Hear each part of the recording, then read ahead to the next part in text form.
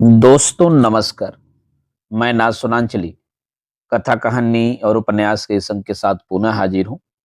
दोस्तों इस समय हम लोग सुन रहे हैं उपन्यास रानी नागफनी की कहानी। दोस्तों अब तक मैं उपन्यास रानी नागफनी की कहानी के 7वें अध्याय तक का वाचन अपने वाचन के पिछले क्रम में कर चुका हूँ। आज लीजिए सुनिए उपन्यास रानी केतकी की कहानी, जिसे हरशंकर परसाई ने लिखा है, के 8वें अध्याय आना जोगी प्रपंच गिरी का वाचन मेरे अर्थात नासुनांचली के स्वर में। जोगी प्रपंच गिरी बड़े पहुंचे हुए महात्मा थे। वे पहले राखड़ सिंह के राज्य में चोरी करते और डाका डालते थे। तब उनका नाम जालम सिंह था। एक बार पकड़े गए। जिस अफसर का उन्होंने मासिक अलाउंस बांध रखा था, उसे 3 महीने से अपना पैसा नहीं मिला था, इसलिए उसने उन्हें पकड़ लिया।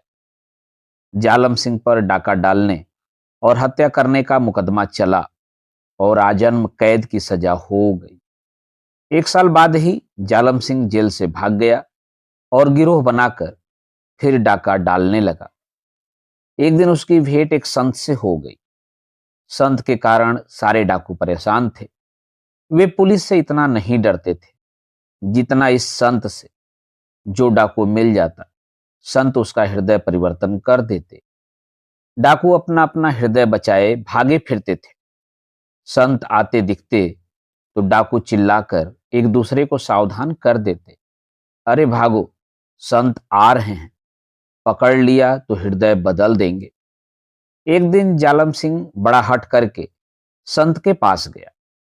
उसके साथियों ने रोका तो उसने बड़ी अकड़ से कहा, वे कोई और होंगे जिनका हृदय बदल जाता होगा, मेरा तो हृदय ही नहीं है, बदलेगा क्या।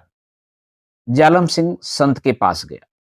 वहां जाते ही उसका सारा अभिमान मिट्टी में मिल गया। एक दिन में ही उसका हृदय परिवर्तन हो गया।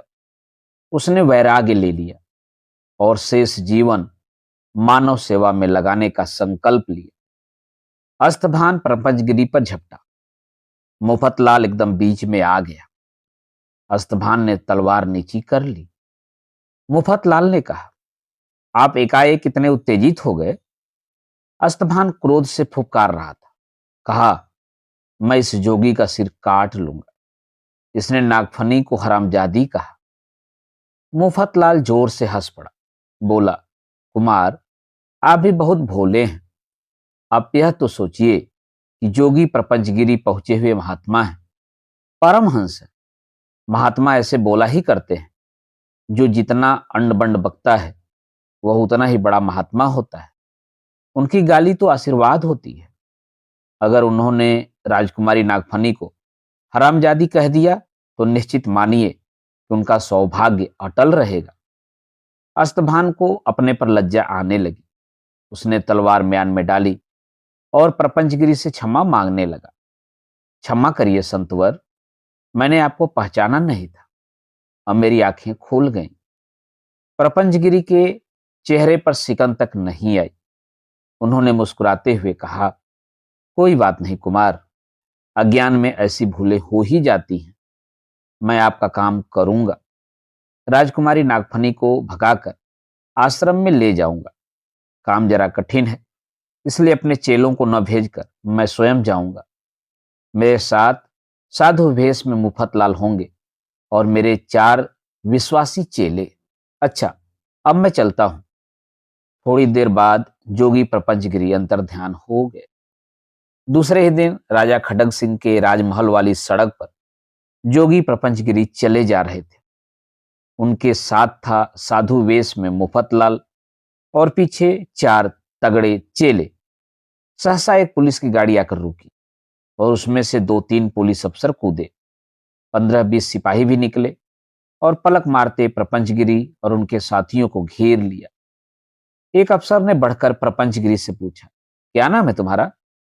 प्रपंचगिरी हंसते हुए बोले, हमारा यानी किसका, इस ढांचे का जिसे देह कहते हैं, या उस आत्मा का जो इस देह में स्थित है, उसका तो कोई नाम नहीं। अफसर को क्रोध आ गया। उसने कहा, ठीक से नाम बताता है कि लगवाऊं कोड़े। प्रपंचगिरी ने उसी प्रकार हंसते हुए कहा, कोड़े ही लगवा ले। कोड़े देह को ही लगेंगे, तू आत्मा को कोड़े नहीं मार सकता। नैनम छिदयंती शास्त्राणी, नैनम दहती पावक है। मुफतलाल प्रपंचगिरी के उस सौम्य अविचल रूप को देखकर मुग्ध हो गया। पुलिस न होती तो उनके चरणों पर गिर पड़ता। उसने किसी साधु को पुलिस के सामने इतना अविचल नहीं देखा था। उधर अफसर अधीर हो उठा। उसने हुक्म दिया, बलभद्र, लगाओ साले को दो चार हाथ। यह सुनते ही प्रपंचगिरी बोल उठे, बताता हूं, मेरा नाम जोगी प्रपंचगिरी है। कहाँ रहते हो? हमारा क्या ठिकाना बच्चा, रमता जोगी बहता पानी, घूमते रहते हैं। अफसर ने फिर बलभद्र को पुकारा और प्रपंचगिरी ने तुरंत पता ठिकाना बता दिया। पुलिस वाले सब साधुओं को गाड़ी में बिठाकर कोतवाली ले गए। वहां एक फोटो निकालकर उससे प्रपंचगिरी के चेहरे का मिलान करके एक अफसर ने दूसरे से कहा, यह जालिम सिंह है। यह सुनकर प्रपंचगिरी का चेहरा फक हो गया। दूसरे अफसर ने कहा, जालिम सिंह दाढ़ी मूछ नहीं रखता था, इसकी दाढ़ी मूछ मुड़वा दें तो ठीक शिनाख्त हो सकती है। एक नाई बुलाया गया। उसने प्रपंचगिरी का मुंडन किया, दाढ़ी मूछ साफ की। तब उन अफसरों ने फोटो से मिलान करके कहा, यह जालिम सिंह ही है। प्रपंचगिरी को हथकड़ी पड़ गई। मुफतलाल ने उसके कान में कहा, क्या मैं आपके लिए कुछ कर सकता हूं? मुश्किल यह है कि यह दूसरे का राज्य है। अपना राज्य होता तो इन अफसरों को बर्खास्त करवा देता। प्रपंचगिरी ने कहा, तुम मेरी चिंता मत करो, तुम्हें ये लोग पूछताछ के बाद छोड़ देंगे। तुम सीधे आश्रम जाकर मेरे सहकारी स्वामी कपटानंद को खबर दे देना, वह सब ठीक कर लेगा। मैं 2-4 दिनों में तुमसे आकर मिलता ही हूं। कुछ झिझकते हुए मुफतलाल ने कहा, बुरा न माने तो एक बात कहूं, आप पकड़े तो गए ही हैं। आपको गिरफ्तार करवाने पर 2000 रुपयों के इनाम की घोषणा हुई थी। अगर आपको ऐतराज न हो तो मैं यह कहकर कि मैंने आपको गिरफ्तार करवाया है, 2000 इनाम ले लूं। प्रपंचगिरी ने जवाब दिया, कोई हर्ज नहीं। तुम दाढ़ी मूछ निकाल फेंको और इन लोगों से कहो कि तुम ही मुझे फंसाकर यहां गिरफ्तार करवाने लाए थे।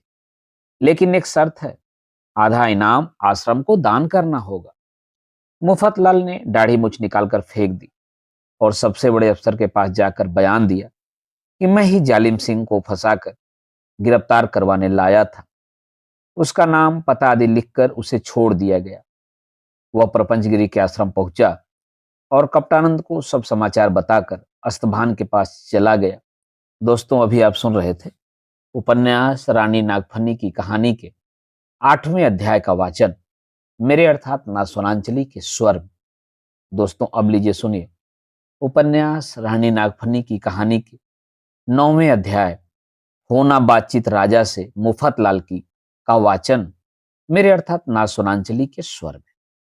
अस्तभान ने आह भरकर कहा, मित्र, तरकीब एक के बाद एक असफल होती जाती है।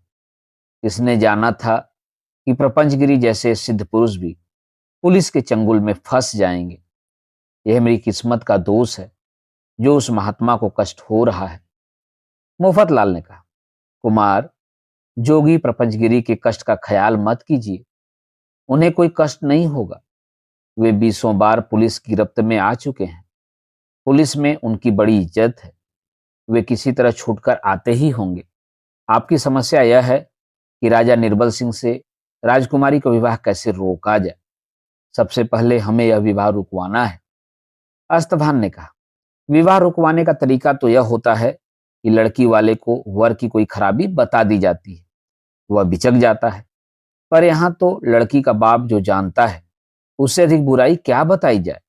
वह जानता है कि निर्बल सिंह की मिट्टी मरघट पहुंच चुकी है, फिर भी वह विवाह करने को तैयार है। उसे कैसे रोका जा सकता है? मुफतलाल को एक तरकीब सूझी। वह बोला, कुमार, एक तरकीब है, थोड़ा छल करना पड़ेगा। आप जानते हैं कि निर्बल सिंह के प्राण राजकुमारी नागफनी में अटके हैं।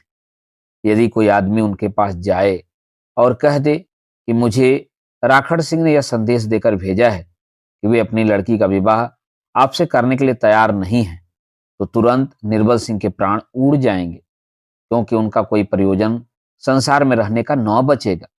अस्तभान को बात जची। उसने कहा, तरकीब तो ठीक है, पर संदेशा देने जाएगा कौन?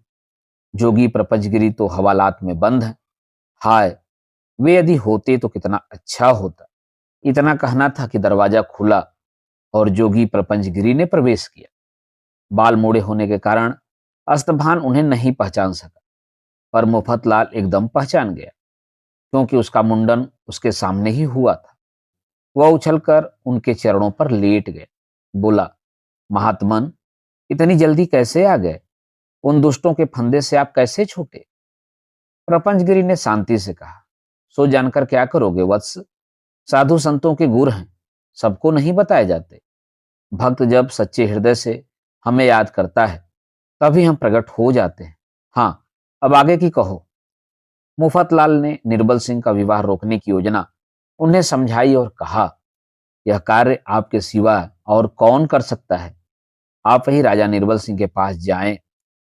प्रपंचगिरी ने कहा, ठीक है, ऐसे नाजुक वक्त पर धर्मात्माओं के शब्द ही कारगर होते हैं। महाभारत के द्रोणाचार्य से यह अस्त्र रखवाने के लिए स्वयं धर्मराज को झूठ बोलना पड़ा था। मैं जाता हूं। इतना कहकर प्रपंचगिरी चले गए। इधर अस्तभान ने कहा, मित्र, इस तरह कब तक नागफनी की शादी टालते रहेंगे? दूसरों की शादी उचटाने से ही किसी की शादी कैसे हो सकती है? हमें अपनी शादी का प्रयत्न भी तो करना चाहिए। मुफतलाल ने कहा, प्रयत्न तो कर रहे हैं। यदि प्रपंचगिरी सफल हो जाते तो आज राजकुमारी इसी महल में होती। कुमार, फिर भी मुझे लगता है कि हम सीधा रास्ता छोड़कर चल रहे हैं। शादी का सीधा रास्ता है पिता के मार्फत बात करवाना। इसका हमने प्रयत्न ही नहीं किया। अगर महाराज विवाह का प्रस्ताव भेजें तो शायद राजा राखड़ सिंह स्वीकार कर लें। आप महाराज से कहिए ना। अस्तभान ने कहा, भला पिताजी के सामने मेरा मुंह कैसे खुलेगा? मैं उनका कितना आदर करता हूं, तू जानता है। उनसे विवाह की बात करते मुझे शर्म नहीं आएगी? मुफतलाल, तू मेरा मित्र है, तू ही उनसे क्यों नहीं बात कर लेता? मुफतलाल ने आनाकानी की।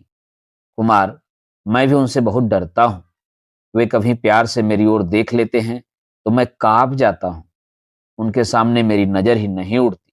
बात क्या करूंगा? अस्तभान ने समझाया, मित्र, मेरे लिए इतना और कर। तू नीची नजर करके ही बात कर लेना। मैंने तेरे लिए कितना किया है। डिप्टी कलेक्टरी के लिए तेरा चुनाव मैंने ही करवाया है, और अभी तो तेरी नियुक्ति होनी है। मुफतलाल के सब ऐतराज इस मित्रतापूर्ण धमकी के सामने उड़ गए। उसने कहा, आप चाहते हैं तो मैं जाऊंगा।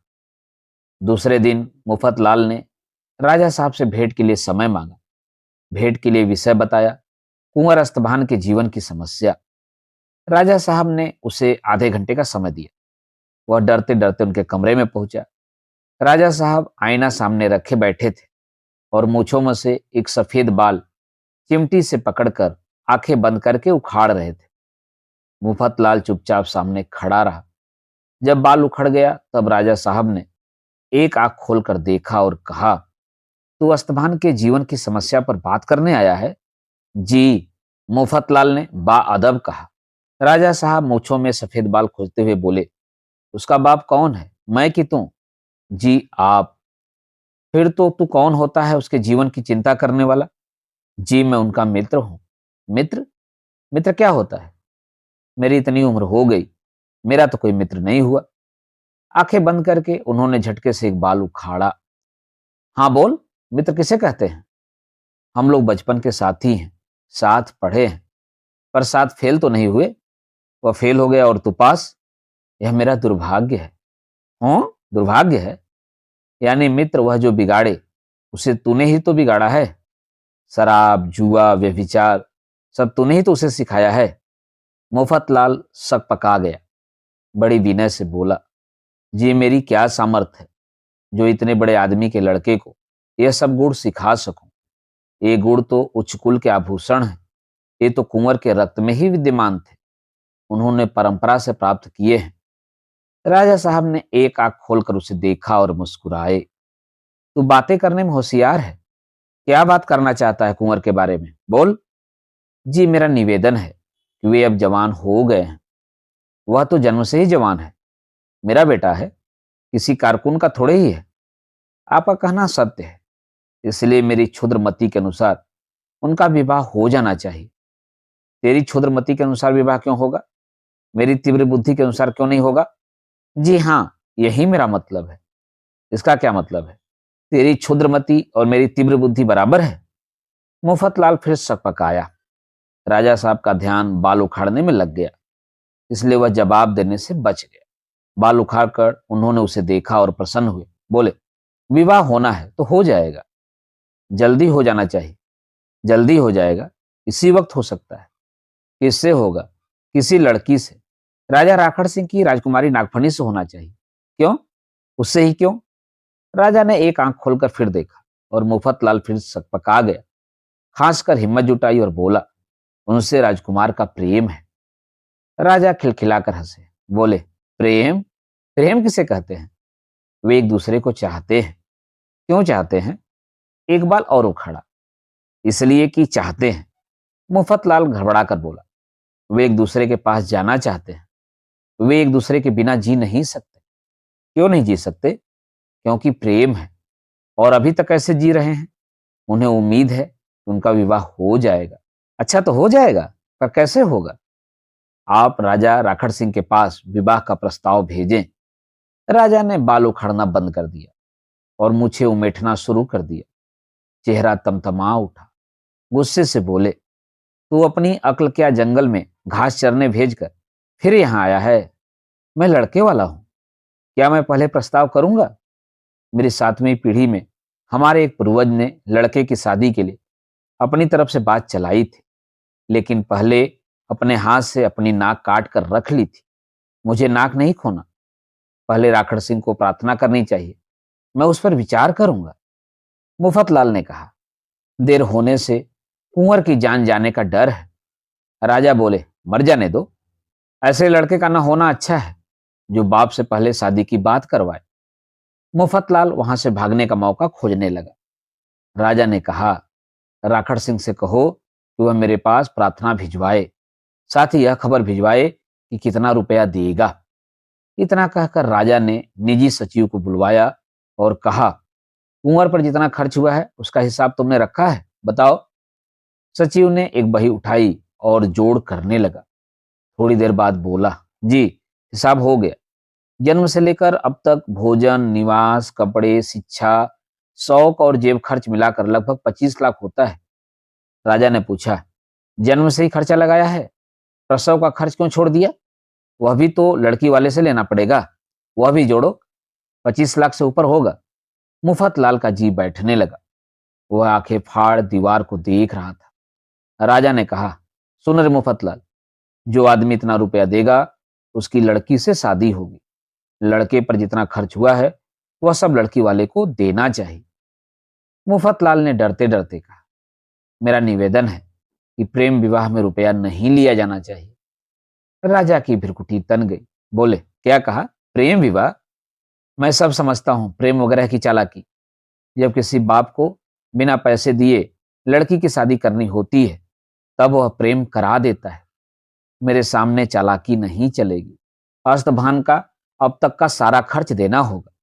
आखिर मैंने लड़का इसीलिए तो पैदा किया है और पाला है कि उनकी लड़की को पति मिल सके। मैंने क्या उसे अपने लिए पाला है? अगर मैं उसे नहीं पालता तो लड़की को पति कैसे मिलता? तू समझता नहीं है कि लड़के पैदा करना व्यवसाय है, यह गृह उद्योग है। अभी तक मैंने इसमें पूंजी लगाई है। अब माल जब बाजार में आ गया है तब मैं क्या उसकी अच्छी कीमत नहीं लूंगा? या भेज दे राखड़ सिंह को खबर। अगर इतना रुपया देता है तो मैं उसके घर की नौकरानी से भी कुंवर की शादी कर दूंगा। मुफतलाल जाने की तैयारी करने लगा। उसने एक नजर राजा साहब पर डाली और प्रणाम करके मुड़ा। राजा ने कहा, उनसे कहना कि वे अगर 25 लाख नहीं दे सकते तो मैं 20 लाख में भी मान जाऊंगा। अगर 20 लाख भी उन्हें भारी पड़े तो 15 लाख भी ले लूंगा। अगर 15 लाख की भी उनकी हैसियत नहीं तो मैं 10 लाख में भी मान जाऊंगा, मगर 10 लाख से एक कौड़ी कम नहीं लूंगा। समझ गया? जाए अब। मुफतलाल चल दिया और राजा दर्पण के सामने रखकर मूछ में सफेद बाल खोजने लगे। दोस्तों, अभी आप सुन रहे थे हरशंकर परसाई के व्यंग्यात्मक उपन्यास रानी नागफनी की कहानी के 9वें अध्याय का वाचन मेरे अर्थात नाथ सुनांचली के स्वर में। इस उपन्यास के अगले अध्याय मिलना मुख्य अमात्य से का वाचन आप मेरे वाचन के अगले क्रम में सुन सकते हैं। तो जुड़े रहिए कथा कहानी और उपन्यास के साथ। धन्यवाद। नमस्कार।